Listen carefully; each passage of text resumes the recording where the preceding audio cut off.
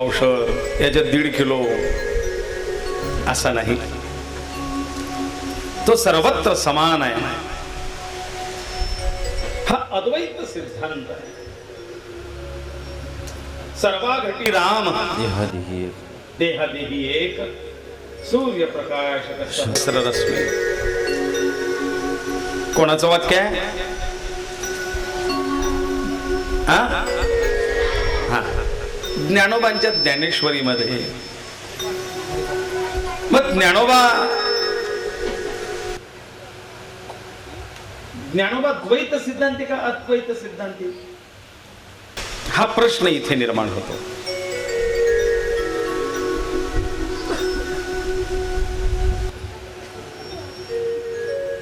हरिपाठात तर एका या 2 ओळीने त्यांनी सांगितलं, पण ज्ञानेश्वरीत एवढं सविस्तर वर्णन दिलंय. पण मग प्रश्न हा येतो की ज्ञानोबा द्वैत सिद्धांती का अद्वैत सिद्धांती? कारण वारकरी संप्रदाय हा द्वैत सिद्धांत दाखवतोय. मग ज्ञानोबा या ठिकाणी वर्णन करतायत की सूर्यप्रकाशक सहस्ररश्मी. ज्ञानोबांनी तुकोबांनी हाच अद्वैत सिद्धांत पुढच्या भक्ती मार्गात लागणाऱ्या नवीन भगवत भक्तांना तो मार्ग सोपा व्हावा याकरता द्वैत सिद्धांत पुढे जोडून दिला. जोपर्यंत द्वैत कळत नाही तोपर्यंत अद्वैतावरती स्थिर होता येणार नाही. इथे गडबड होते. भक्ताला भक्तीत आनंद येण्याकरता द्वैत मार्ग गरजेचा आहे. तो आणि मी वेगळा आहे हे कळाल्याशिवाय तो अद्वैतावरती स्थिर होणार नाही. कारण भक्ती बसण्याकरता कोणाची भक्ती करायची? तर त्या पांडुरंगांची, त्या नारायणाची, त्या शिवाची. तर तो आला म्हणजे द्वैत आला. मी आणि तो वेगळा आहे. जोपर्यंत मी आणि तो वेगळा नाही तोपर्यंत भक्तीला सुरुवात नाही. आणि भक्ती ही ज्ञानाची पहिली पायरी आहे. आणि म्हणून ज्ञान योग, भक्ती योग याचं वर्णन ज्ञानेश्वरीमध्ये भगवद्गीतेवरची टीका भावार्थ दीपिका या भावार्थ दीपिकेमध्ये सविस्तर केलंय. पण त्याचाच सारांश 2 ओळीत हरिपाठामध्ये ज्ञानोबा माऊली हे सांगतात. द्वैत आणि अद्वैत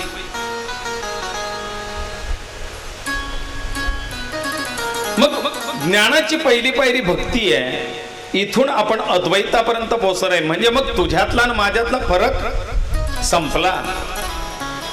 पण ही शेवटची पायरी आहे.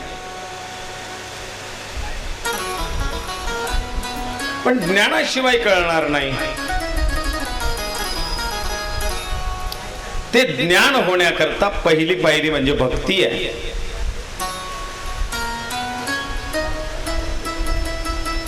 हजारो वर्ष वय असलेल्या चांगदेवांना जे उमगलं नाही,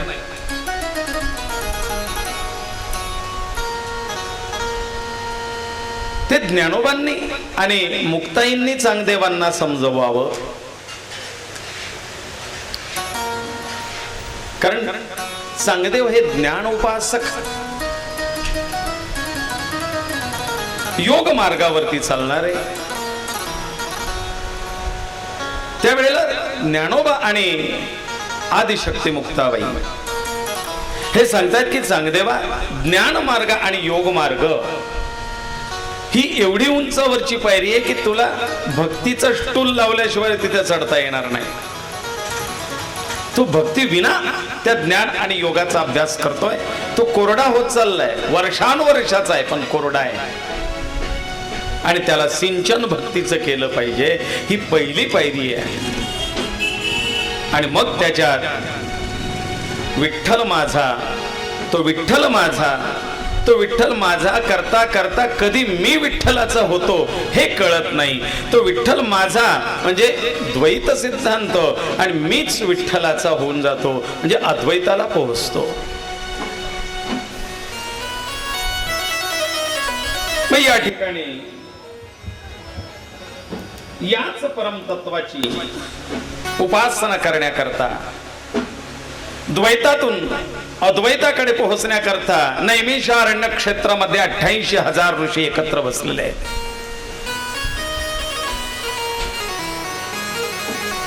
एकदा नैमिषारण्ये ऋषया शौनिकादया सत्रं सर्गाय लोकाय सहस्र सममासत. सहस्र सममासत 1000 वर्षापर्यंतचा एक यज्ञ या 88,000 ऋषींनी आरंभ केलेला आहे. आणि या यज्ञामध्ये नैमिषारण्य क्षेत्र में भयो संतन की भीड़ 188 ऋषिगण भये तहाँ एकत्र वीर. 88,000 ऋषी एकत्र जमलेत. यज्ञाची सुरुवात झाली आहे. कुठलाही यज्ञ करायचा, काहीतरी यज्ञ केला पाहिजे. यज्ञो वै विष्णू. यज्ञ हे विष्णूचं स्वरूप आहे. यज्ञ म्हणजेच नारायण आहे. मागे संत सद्गुरू सखाराम महाराजांच्या भक्त परिवारातर्फे आयोजित विष्णू याग आणि त्यामध्ये प्रवचन कीर्तन सत्र होतं. लक्ष्मीनारायण मंदिरातल्या त्या मीटिंग मध्ये मी ते सांगितलं होतं की प्रवचनकारांना आणि कीर्तनकारांना यज्ञ म्हणजे काय, यज्ञ संस्कृती म्हणजे काय, काय यज्ञ करावा, यज्ञ कसा करावा, यज्ञ कोणता करावा, यज्ञाचं फळ ते काय, या गोष्टी सांगितल्याशिवाय यज्ञाचं महत्व कळणार नाही. यज्ञ वै विष्णू. यज्ञ हेच विष्णूचं स्वरूप आहे. किंवा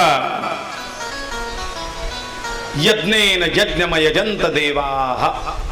यज्ञेन यज्ञाने यज्ञेन यजंत देवाः. देवांचं पूजन करणे, देवांचं यजन करणे. यात यज्ञ हा एक सोयीस्कर पर्याय मार्ग आहे. मग कुठलाही यज्ञ करणार आहे, यज्ञाचे प्रकार आणि पर्याय ठेवले गेले ऋषींजवळ. कोणी म्हणतं नामयज्ञ करू ना, कोणी म्हणतंय जप यज्ञ करू, कोणी म्हणतं तपयज्ञ करू. मी नाही सांगत. भगवद्गीतेत भगवान श्रीकृष्ण अर्जुनाला या यज्ञाचे प्रकार सांगतात. त्याच्यामध्ये आहे नामयज्ञ जपो यज्ञ तपयज्ञस्तथा परे. हवन यज्ञ याग, यज्ञ याग हवन, हवन केला जाणारा यज्ञ. कोणी म्हणताय ज्ञान यज्ञ करूया ना, कोणी म्हणतं दान यज्ञ. दान करणे हा पण एक यज्ञ आहे. कोणी म्हणतं सेवा यज्ञ करूया, कोणी सेवेला यज्ञाचं रूप म्हणतात.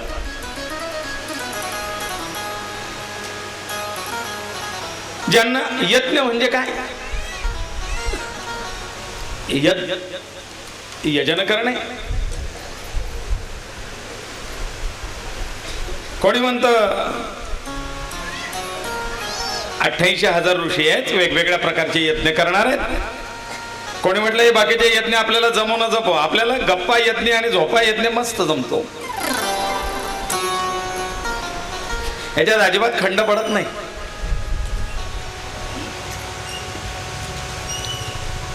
सर्व ऋषीगणांमध्ये एक सूर निघाला, कारण ते साधन तत्पर होते. त्यावेळेला त्यांच्यात कोणीतरी म्हटलं हो यज्ञ कुठलाही करा, पण त्या यज्ञाच्या अंगभूत काहीतरी वेळ काढून सुत ऋषींचा सत्संग आयोजित करा. सुतांचा सत्संग म्हणजे त्या यज्ञात जणू काही गरम गरम वरण भातावरती तुपाची धार आनंद वाढवणार आहे, सोने पे सुहागा आहे. सुत महामुनी आपल्यात उपलब्ध आहेत, त्यांचा सत्संग ठेवूया. सुत महामुनींना विनंती केली गेली सगळ्या ऋषिगणांच्या वतीने, महर्षी व्यासपीठ आचार्यत्व स्वीकार करा.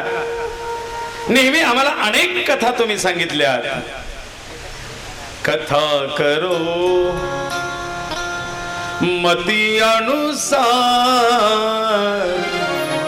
आइए महत विराजिए.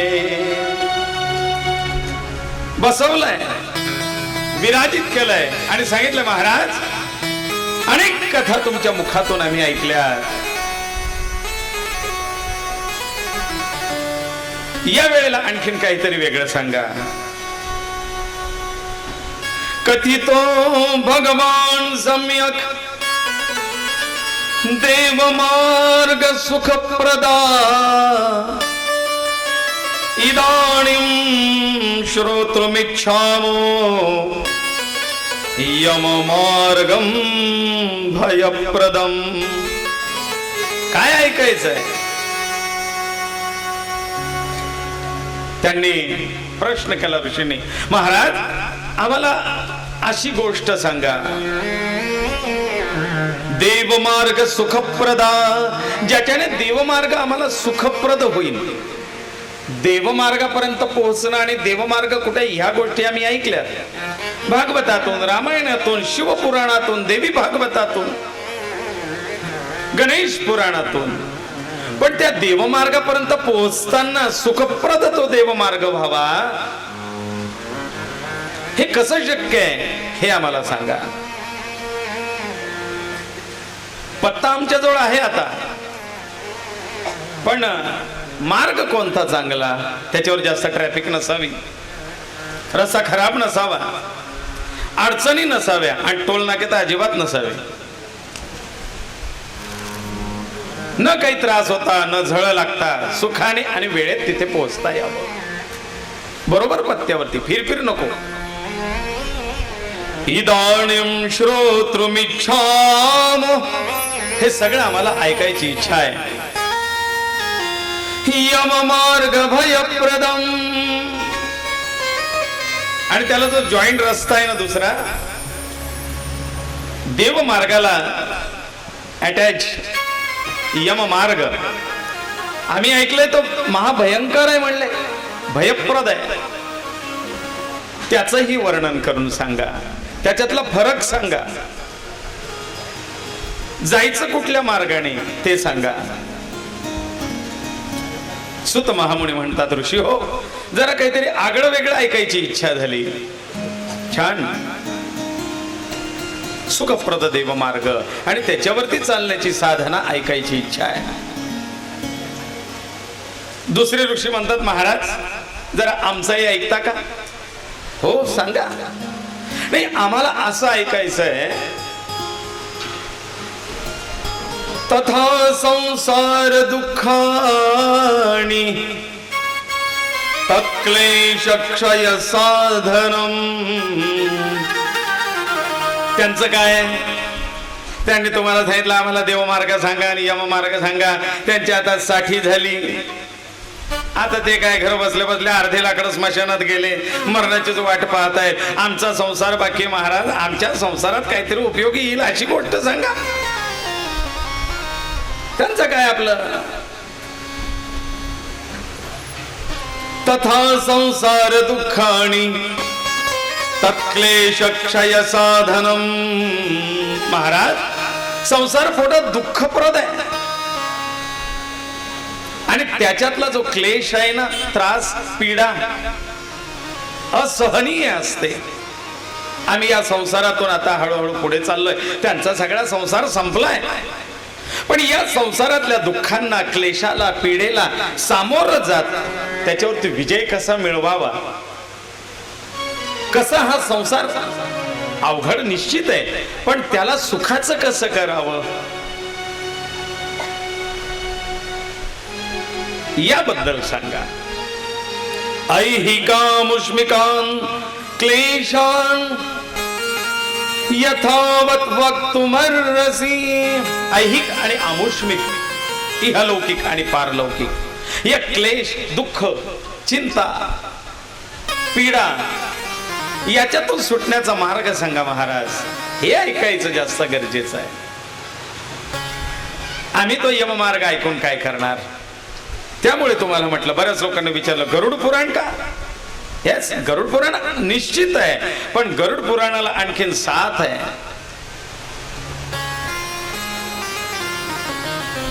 या संसारातील दुःख, त्याचं वर्णन, जीवाचा जन्म मृत्यू, सुख दुःख, कर्म अकर्म, पाप पुण्य आणि यानुसार प्राप्त होणारे भोग, यानुसार प्राप्त होणारी पीडा, हे सगळं कोण करतं, कोण देतं, कोण याचा हिशोब ठेवतं, याबद्दल ऐकायची इच्छा आहे.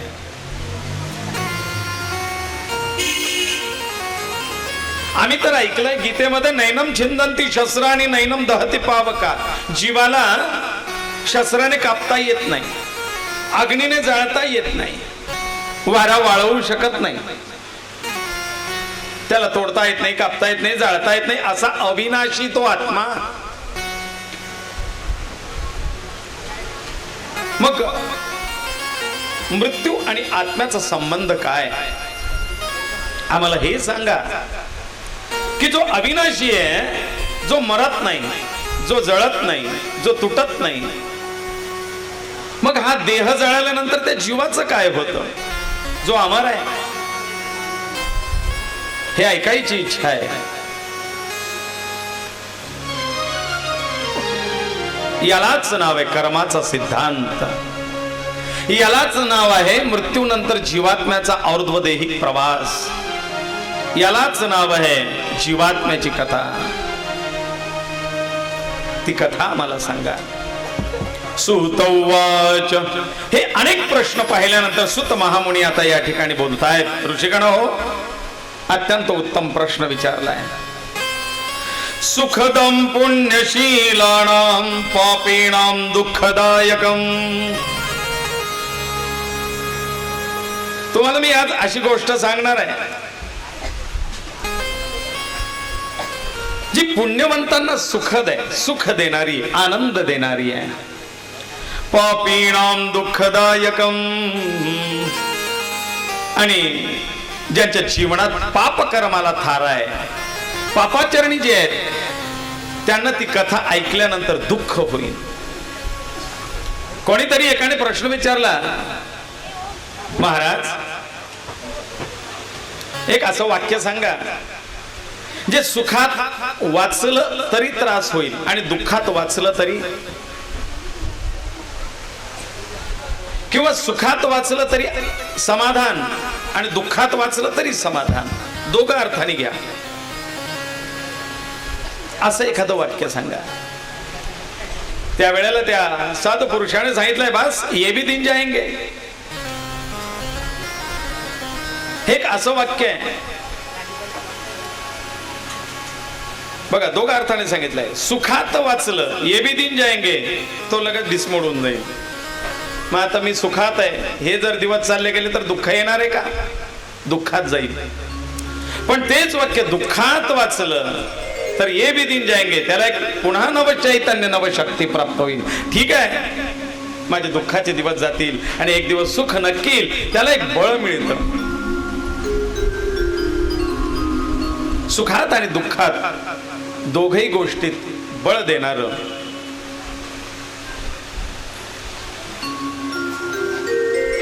मग याप्रमाणे पुण्यवंतांना आनंद देणारी आणि दुःखितांना, पापाचरणींना दुःख देणारी अशी कथा मी तुम्हाला सांगतोय म्हणले. पापीणां दुःखदायकम शृणुध्वं भो विवक्ष्यामि यम मार्गम सुदुष्करम. आणि त्या दुष्कर अशा यममार्गाचं वर्णन मी तुम्हाला सांगणार आहे. ऐका, हे सविस्ताराने सांगतो म्हणलंय.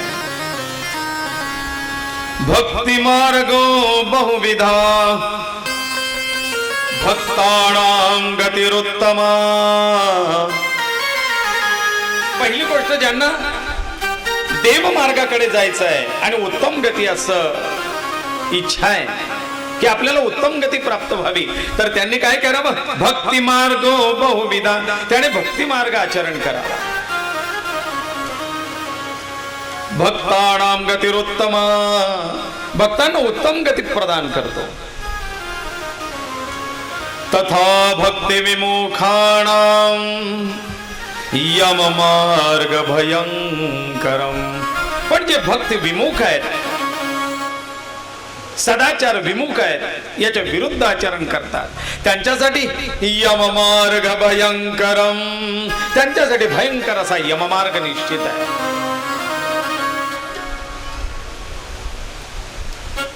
हा इतिहास आहे. त्या इतिहासाच्या कथा मी तुम्हाला सांगणार आहे. या कथा कोणी कोणाला सांगितल्या असा प्रश्न विचारला गेला. त्यावेळेला ते सांगतात, गरुडांनी कश्यपांना सांगितले. कश्यप ऋषी आणि गरुड, गरुडांना कश्यप ऋषींना गरुड सांगतात. आणि ही कथा मी माझ्या गुरुदेवांकडनं ऐकली आहे, महर्षी वेदव्यासांकडनं. आता तुम्हाला तर माहिती आहे, महर्षी वेदव्यास यांच्याकडनं मी म्हणजे सुत महामुनी अनेक शास्त्र पुराणांचा अभ्यास केलेला आहे. आपले धर्मग्रंथ ऐकवतोय, तुम्हाला माहिती पाहिजे. सुत महामुनी शौनिकादिक ऋषींना सांगतात की बाबा रे, 4 वेद, ऋग्वेद, यजुर्वेद, सामवेद आणि अथर्ववेद, 4 वेद म्हणजे आपले मूळ धर्मग्रंथ, ज्याच्यात सगळ्या ज्ञानाचा संग्रह आहे, साठा आहे. 4 वेदांचे उपवेद तयार केले गेले अभ्यासाकरता, सोपं जाण्याकरता. 4 वेद आपण ऐकून आहात, उपवेद ऐकू. 4 उपवेदांची नाव आहेत: आयुर्वेद, धनुर्वेद, गांधर्ववेद आणि स्थापत्यवेद. कोणता उपवेद कुठल्या मुख्य वेदाचा भाग आहे हे माहिती पाहिजे. ऋग्वेद, ऋग्वेदाचा भाग आहे आयुर्वेद. ऋग्वेदाचा उपवेद आयुर्वेद. यजुर्वेद, यजुर्वेदाचा भाग आहे म्हणजे उपवेद आहे धनुर्वेद. सामवेद, सामवेदाचा उपवेद आहे गंधर्ववेद. ही सगळी कला सामवेदात आहे. कलेचा ग्रंथ म्हणजे सामवेद आहे आणि त्याच्यात गंधर्ववेद हा उपवेद आहे. अथर्ववेद, या अथर्ववेदाचा उपवेद आहे स्थापत्यवेद. वरवर अभ्यासक असं म्हणतात अथर्ववेद म्हणजे जारण मारण मंत्र तंत्र उच्चाटन याचा ग्रंथ म्हणजे अथर्ववेद नाही. यंत्र निर्माण करणे, वास्तू निर्माण करणे, वस्तू निर्माण करणे, निर्मितीचा ग्रंथ म्हणजे अथर्ववेद आहे. याच अथर्ववेदामध्ये विमान निर्मिती कशी करावी, विजेची निर्मिती कशी करावी, अस्त्र शस्त्र क्षेपणास्त्र कसे तयार करावे याचं ज्ञान म्हणजे अथर्ववेद आहे. मोठमोठे भवन, घर, बिल्डिंगा, महल, मोठमोठे मंदिर याची स्थापन कला, निर्मिती, इंजिनिअरिंग म्हणजे अथर्ववेद आहे, आणि अथर्ववेदाचा हा उपवेद आहे स्थापत्यवेद, म्हणजे गवंडी काम, इंजिनिअरिंग, स्थापत्य कला, स्थापत्य शास्त्र, पूल कसे बांधावे. बघा कुठे झुलते मनोरे, स्थापत्य कलेचा एक विशेष नमुना झुलते मनोरे. काही मंदिर असे खालून कापडाचा आरपार टाकून घ्या, खांबाच्या खांब वरती लटकलेला आहे, कुठलाही आधार नसताना त्याच्या खालून कापड निघून जातो. ही स्थापत्य कलेचा उत्तम नमुना आहे.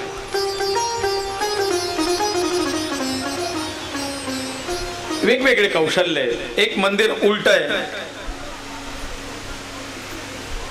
आपल्या तिरुपतीचं मंदिर हे स्थापत्य कलेचा उत्तम नमुना आहे. कोल्हापूरच्या महालक्ष्मीचं मंदिर हे श्रीयंत्राकृतीमध्ये बनवलं गेलेलं आहे. याची वरतून जर पाहिलं ड्रोन कॅमेऱ्याने तर त्या मंदिराचा आकार श्रीयंत्रासारखा आहे, म्हणून श्रीयंत्र म्हणून भगवती महालक्ष्मीची पूजा श्रीयंत्रात केली जाते. त्या यंत्राचं प्रतीकच महालक्ष्मीचं मंदिर आहे, आणि म्हणून तिथे लक्ष्मीचा वास आहे. काय या मंदिरांमध्ये धर्म इतर मंदिरांपेक्षा जास्त चालतो, पैसा, आवक. तिकडे कशी लक्ष्मी आकर्षित होते.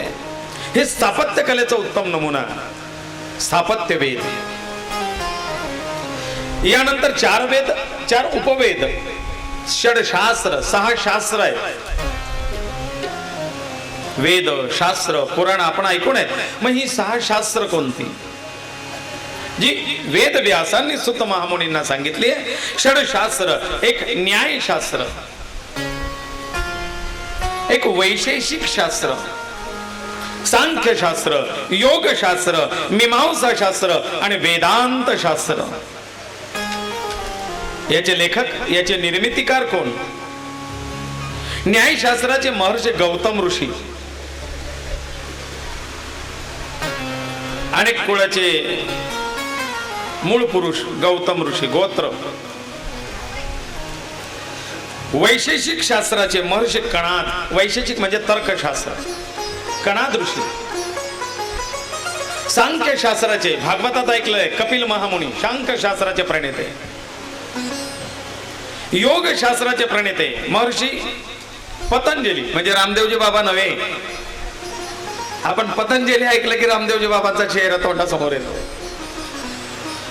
पतंजली योगाभ्यास करणारे एक योगी म्हणजे रामदेवजी बाबा, पण ते ज्या योगावरती चालतायत, त्यांचा अभ्यास ज्या योगावरती आहे ते पतंजल महायोग. ते मूळ पतंजली ऋषी म्हणजे योग शास्त्राचे प्रणेते. मीमांसा, या मीमांसा शास्त्राचे 2 प्रकार आहेत, पूर्व मीमांसा आणि उत्तर मीमांसा. पूर्व मीमांसाचे महर्षी जैमिनी आणि उत्तर मीमांसा ज्याला वेदांत शास्त्रही म्हणतात त्याचे आहेत महर्षी व्यास स्वतः. हे 6 शास्त्र आहेत. आता याचे उपशास्त्र आहे का? त्याला वेदांग असंही म्हणतात. वेदांची अंग, शिक्षा, कल्प, व्याकरण, निरुक्त किंवा त्याला दुसरं नाव आहे निघंटू, छंद आणि ज्योतिष ही वेदांग आहे.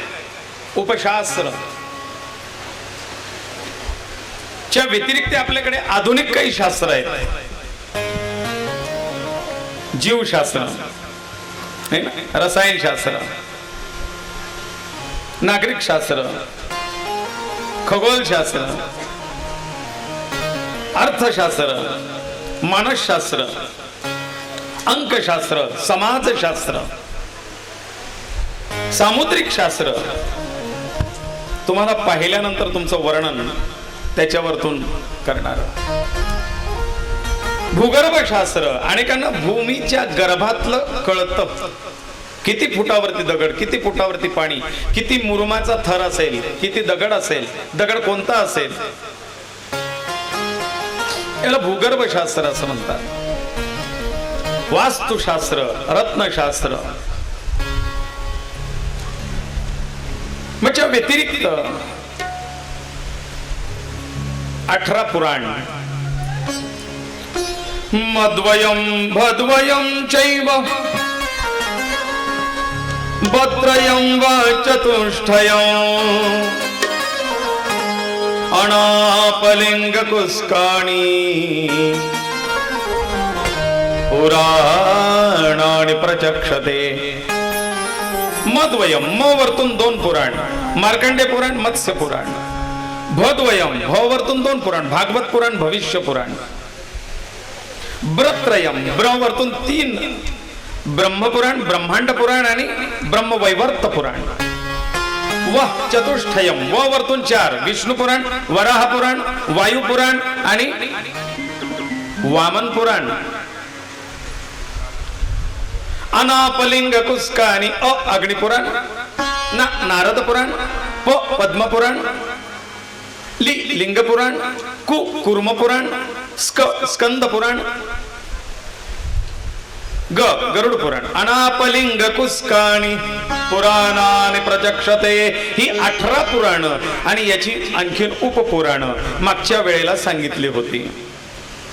आदि पुराण, नरसिंह पुराण, नंदी पुराण, शिवधर्म पुराण, आश्चर्य पुराण, कपिल पुराण, मानव पुराण, औषणस पुराण, वरुण पुराण, कालिका पुराण, माहेश्वरी पुराण, सांब पुराण, सौर पुराण, पराशर पुराण, मरीच पुराण, भार्गव पुराण, दत्त पुराण, विश्वकर्मा पुराण, युग पुराण, वासुकी पुराण, नीलमत पुराण, हरिवंश पुराण, मार्तंड पुराण, आत्मपुराण, शिव महापुराण, नर्मदा पुराण.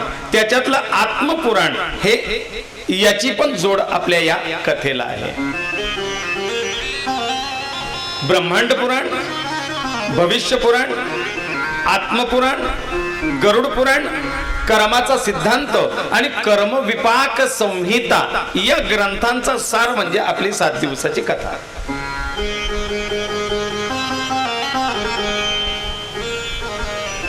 त्याच्यानंतर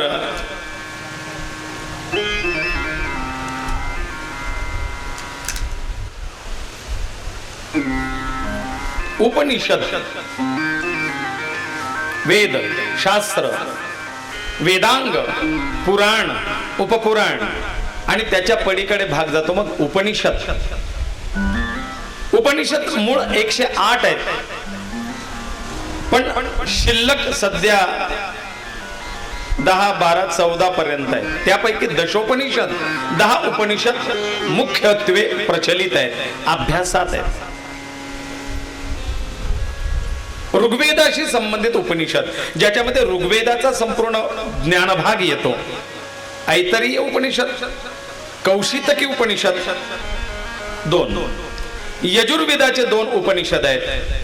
ईशावास्य उपनिषद, कठोपनिषद, यजुर्वेदाचे 4, बृहदारण्य उपनिषद, तैत्तरीय उपनिषद आणि काही श्वेतोपनिषद.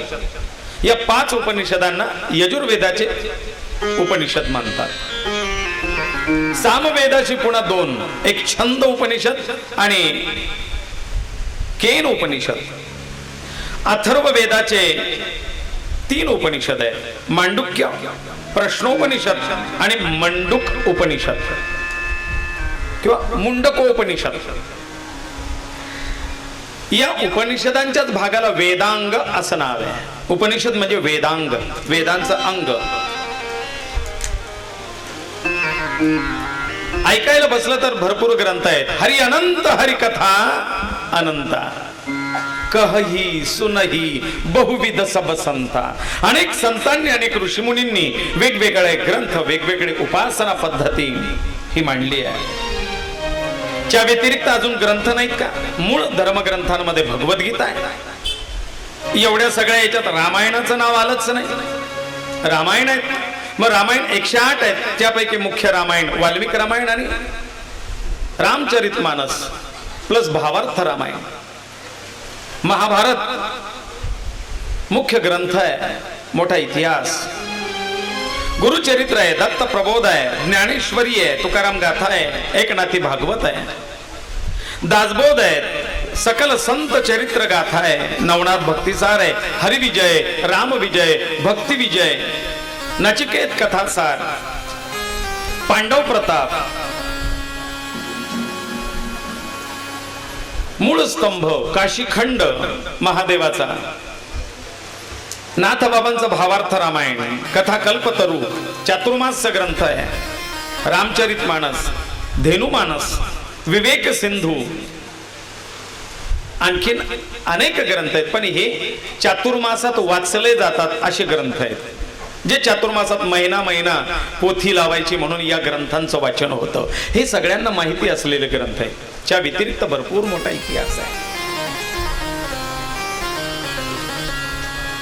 यामध्ये एकदा इंद्र,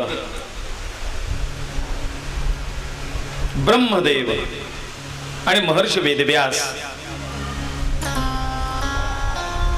हे एकदा महादेवांकडे गेलेत आणि महादेवांना या विषयाबद्दल, मृत्यू, जीवन, जीवदशा याबद्दल समजून घेण्याकरता महादेवांकडे गेलेत. कारण की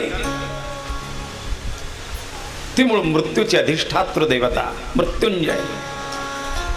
पण त्यावेळेला महादेव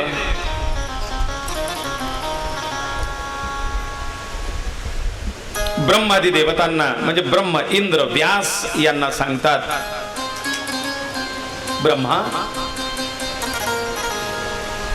तुमची ऐकण्याची जिज्ञासा उत्तम आहे,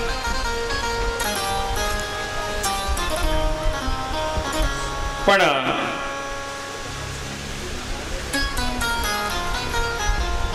हा जो विषय आहे हा एकदा मी नारायणांकडनं ऐकलेला, तो मी तुम्हाला सांगणार आहे. आजपर्यंत याबद्दल कधी कोणी प्रश्न विचारला नाही, मृत्यूबद्दल कोणी विचारत नाही.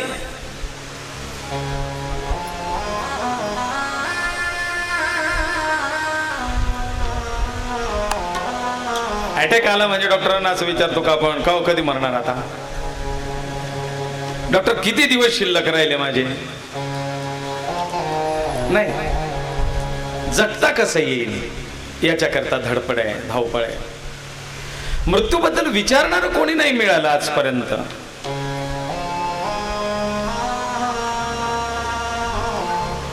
पण एकदा महादेव सांगतात, एकदा गरुडाने नारायणांना प्रसन्न करून घेतलं आपल्या तपश्चर्येने, कठोर तपश्चर्या केली. त्याचे भाऊ, गरुडाचे भाऊ सर्प यांच्या कैदेमध्ये गरुडांची माता होती, म्हणजे आपल्या सावत्राईला कैद करून ठेवलेलं होतं सर्पांनी. त्यावेळेला तिला मुक्त करण्याकरता बळप्राप्तीसाठी गरुडाने तपश्चर्या केली. नारायण प्रसन्न झाले. पण नारायणांनी ज्या वेळेला गरुडाला सांगितलंय, मा गरुडा काय वर पाहिजे, त्यावेळेला गरुडाने काही वर मागून घेतले. देवा, पहिली गोष्ट की माझ्या आईला मुक्त करण्याचं सामर्थ्य माझ्यात येऊ, असीम बल मला प्राप्त हो, अजेता अजेयी असा योद्धा मी व्हावा. तथास्तु. आणखी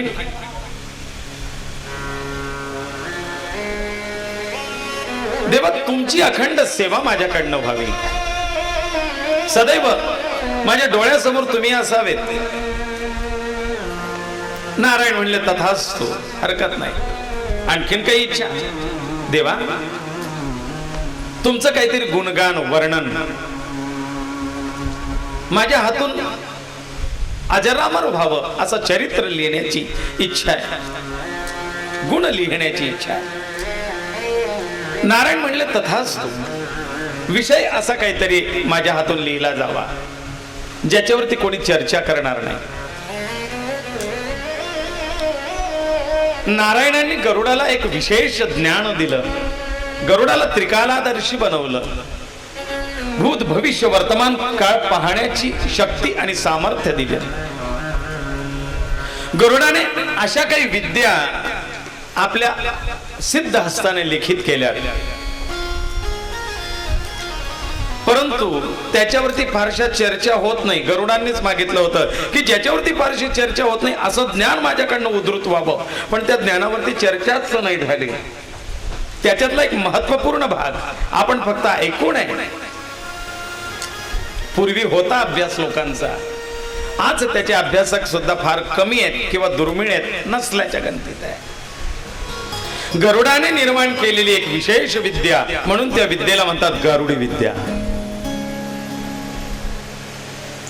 जे गारुडी विद्येचे अभ्यासक पूर्वी होते आणि सिद्ध विद्या होती गारुडी विद्या. ती गारुडी विद्या म्हणजे गरुडाची निर्मित विद्या म्हणून गारुडी विद्या. आजकाल त्याचे अभ्यासक कोणी नाही. याच गारुडी विद्येच्या नंतर गरुडांनी जो विषय मांडलाय तो विषय म्हणजे ही जीवात्म्याची कथा आहे. त्यांनी निर्माण केलेल्या ग्रंथाला गरुड पुराण असं म्हणतात. पण गरुड पुराण हा फार मोठा ग्रंथ आहे. आपल्याला फक्त गरुड पुराण ते कोणी मृत्यू पावल्यानंतर 10 दिवसात म्हटलं जातं, गायलं जातं, वाचलं जातं, ऐकलं जातं. ते पुराण म्हणजे गरुड पुराण. पण आपल्याकडे जी 10 दिवसात मृत्यूच्या 3ऱ्या दिवसापासून 8व्या 9व्या दिवसापर्यंत ऐकलं जातं ते गरुड पुराण म्हणजे मूळ गरुड पुराण नव्हे. गरुड पुराणातला फक्त एक भाग आहे. जसं रामायणाचे काही भाग आहेत. बालकांड, अयोध्याकांड, किष्किंधाकांड, अरण्यकांड, सुंदरकांड, उत्तरकांड. त्याप्रमाणे जसं एक सुंदरकांडचा आपण नेहमी पाठ करतो रामायणातल्या,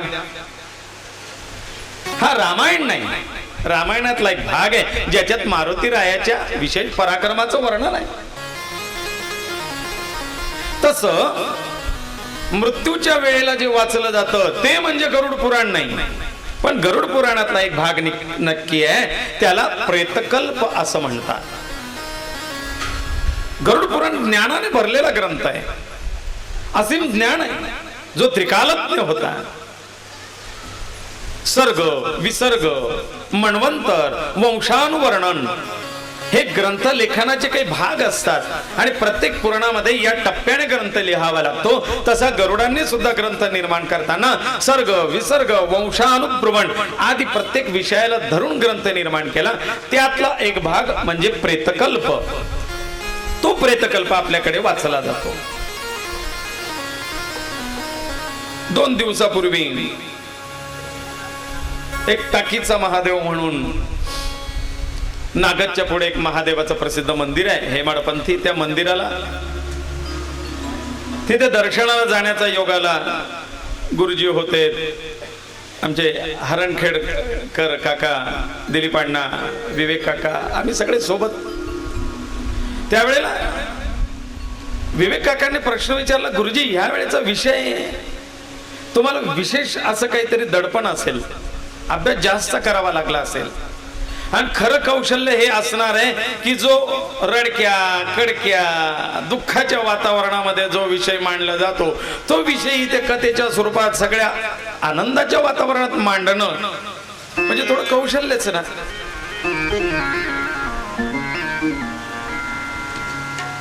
म्हणजे शेंदडीला गोड करून खाऊ घालण्यासारखं आहे, कारल्याला गोड करून खाऊ घालण्यासारखं आहे. म्हणजे हे तर गृहिणीच कौशल्य आहे. तिने कारलंही खाऊ घालावं, ते कडूही लागू नये आणि औषधही व्हावं. ते आई जशी नाक दाबून बाळाला औषध देते किंवा त्या कारल्यावरती प्रक्रिया करून ते खाण्यायोग्य बनवते, म्हटलं तसा अभ्यास चाललाय 2 महिन्यापासून की हा आरोग्यासाठी जीवनासाठी तेवढाच उपयुक्त विषय आहे. पण कडू असल्यामुळे लोक त्याच्याकडे वळत नाही. तर तो आनंदाने स्वीकारला पाहिजे आणि त्याचा उपयोगही झाला पाहिजे.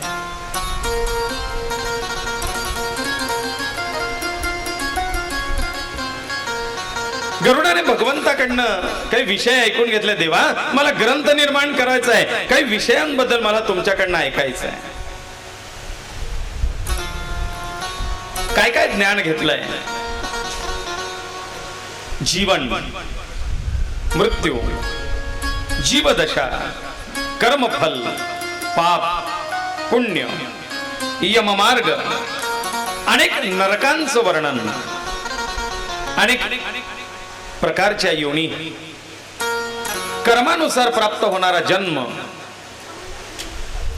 त्यानुसार केली जाणारी श्राद्ध कर्म, जीवात्म्याच्या मोक्षासाठी केला जाणारे पर्याय, मार्ग, विधी, क्रिया, असद्गती न होता जीवात्म्याला उत्तम गती आणि मोक्ष प्राप्त होण्याकरता केलं जाणार साधन आणि त्या साधनाचा उपाय, या संवादाला म्हटलं जातं प्रेतकल्प.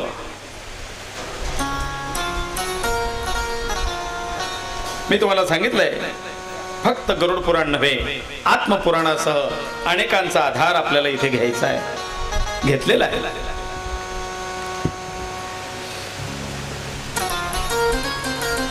कर्म विपाक संहिता, शिव पार्वतीचा संवाद आहे. कर्म विपाक संहिता, कर्माचा सिद्धांत, कर्मणो सिद्धांत, कर्म का सिद्धांत, थेरी ऑफ कर्मा, अनेक वेगवेगळ्या भाषेमध्ये प्रसिद्ध असलेला हा ग्रंथ आहे. कर्माचा सिद्धांत फार लोकप्रिय ग्रंथ आहे. गरुड पुराण म्हटलं की लोकांच्या मनामध्ये अनेक प्रकारचे प्रश्न आणि शंका कुशंका येतात. आधी त्या थोड्या सोडवून घेऊ, मग विषयाला हात घालू. प्रश्न एक, गरुड पुराण अशुभ आहे का?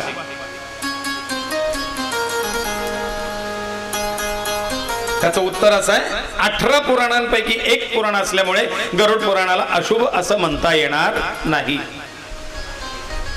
जेवढं श्रीमद भागवत श्रेष्ठ आहे, मुक्तिदाता, मोक्षदायक आहे, तेवढंच गरुड पुराण सुद्धा श्रेष्ठ आणि मोक्षदायक आहे. त्याला अशुभ म्हणून पातक लावून घेऊ नये. स्वतः भगवान महाविष्णूंनी सांगितलंय, स्वतः महादेव ब्रह्मादी देवतांना सांगतायत, ते पुराण म्हणजे गरुड पुराण आहे. दुसरा प्रश्न, कोणाचा मृत्यू झाल्यावरतीच ते वाचावं किंवा ऐकावं का?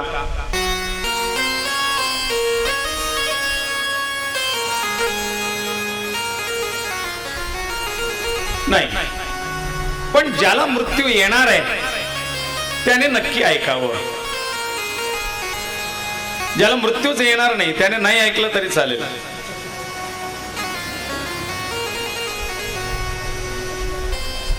कारण जीवनाबद्दल आणि मृत्यूबद्दल सांगणारं हे पुराण आहे.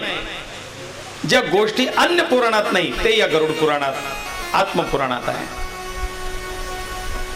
हे ऐकल्याने निदान जीवन जगण्यात परिवर्तन झाल्याशिवाय राहणार नाही, याची शाश्वती आहे. परिवर्तन घडवणारं हे पुराण आहे.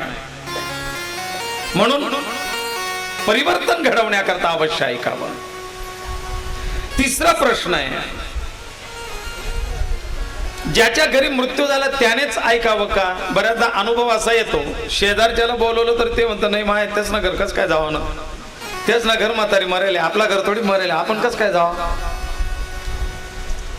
ज्याच्या घरी मृत्यू झाला त्याच्याच घरच्यांनी ऐकावं का? नाही.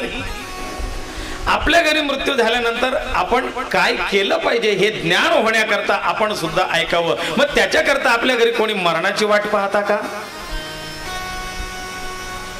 आपल्या घरी कोणी मरावं मग आपण गरुड पुराण ऐकावं याची वाट पाहणार का? नाही.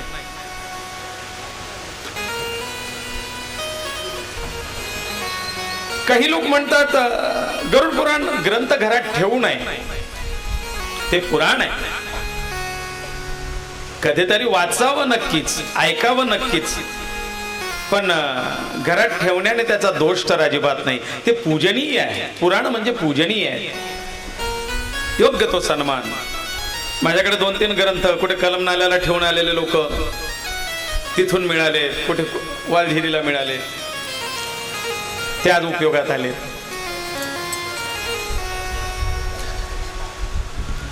असे हे गरुड पुराण अवश्य ऐकावं. फार पूर्वी एकदा क्षीरसागरामध्ये नारायण शेषशय्येवरती पहुडलेले आहेत. वातावरण शांत आहे, भगवान निवांत आहे. हळूच गरुडाने पाहिलं की देव शांत झोपले. देवा, प्रभू, देवाने होकार दिला. हा गरुडा, काय म्हणतोस? देवा एक विनंती आहे, तुमची परवानगी असेल तर काही विचारू? नारायण म्हणतात हो हो, का नाही. सध्या लॉकडाऊन चाललाय, वर्क फ्रॉम होम, बाहेर गेले की दंडुके पडतात. म्हणून जसं बरेच लोक घरात बसून काम करत होते, तो हक्काची सुट्टी, तसं नारायण म्हणतात चातुर्मास माझी योग माया, योग निद्रा असते, ही हक्काची सुट्टी आहे. हा मी माझ्या भक्तांकरता हक्काची काढलेली वेळ आहे. इतर वेळेला माझ्याकडे कामाचा फार लोड असतो, पण माझ्या भक्तांसाठी त्यांच्या उपासनेकरता काढलेला वेळ म्हणजे हा चातुर्मास आहे. मी निवांत आहे, बोल, विचार करू डा. काही शंका आहे, काही प्रश्न आहे? देवा फार सुंदर प्रश्न विचारतात गरुड. पूर्वी सुपर्ण गरुड जोका, तो विष्णू प्रति पुसता झाला, तुझिया प्रसादे गोविंद मला अव्याहत गती असे सर्व लोकाला. देवा तुझं वाहन, आणि तुझं वाहन म्हणून आजपर्यंत तुझ्यासोबत सगळ्या लोकांना माझं फिरणं झालंय. तुम्ही वैकुंठ, कैलास, ब्रह्मलोक, साकेत धाम असेल, पाताळात असाल, मृत्यूलोकात असाल, सगळीकडे जिथे जिथे तुम्ही गेलात तिथे तिथे मी, जेथे जायचे तेथे तू माझा. अव्याहत गती सर्व लोकाला, तुझी या प्रसादे गोविंद मला. गोविंदा तुझ्या कृपेने कुठलीही रोकटोक न होता मला सगळ्या ठिकाणी जाता येत आहे. VIP पासच जणू काही. पण नारायण एक गोष्ट मला नेहमी त्रास देते. काय? गती सर्व लोकांच्या समस्त रचना मी विलोकिल्या नाही मधुसूदना, परियाम्य पुरीची रचना माझ्या नयना न दिसेची की. देवा यमपुरीची रचना मी अजूनपर्यंत बघितली नाही. यमपुरीला काही आपण गेलेलो नाही. मला कधी तुम्ही यमपुरीला नेलेलं नाही. नारायणांना गालात हसू आलं. गरुडा छान प्रश्न विचारलास.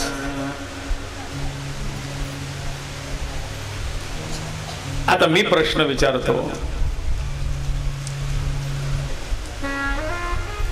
कोणाला विचारण्यापेक्षा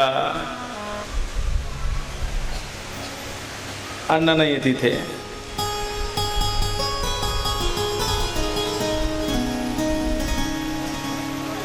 येवले साहेबांना, अण्णा कोणी का असे ना, अण्णा असतील, येवले साहेब असतील.